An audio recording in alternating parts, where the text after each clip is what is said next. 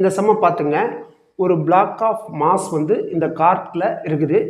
அப்போ வந்து இந்த பிளாக் வந்து என்ன ஆகும்? ஆக்சிலரேஷன் டியூ டு கிராவிட்டி எம்ஜியால் கீழே விழுவுறதுக்கு வாய்ப்பு இருக்குது. ஆனால் அவங்க என்ன பண்ணுறாங்க? ப்ரெவென்ட் வந்து கீழே விழுவக்கூடாதுங்கிறாங்க. அப்போ ஆக்சிலரேஷன் என்னன்னு கேட்டிருக்காங்க. ஃபஸ்ட்டு ஃப்ரீ பாடி டயக்ராம் வரையலாமா? எம்ஜி எப்பவுமே எப்படி ஆக்ட் ஆகும்? கீழே ஆக்ட் ஆகும். ரைட்.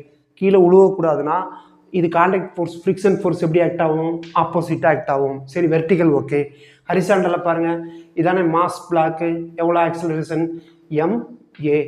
இதுக்கு ஆப்போசிட் ரியாக்ஷன் இப்படி தானே காமிக்கும். அப்போ இது N. அப்போ N = என்னது? MA. N = MA. இப்போ கண்டிஷன் எழுதுங்க.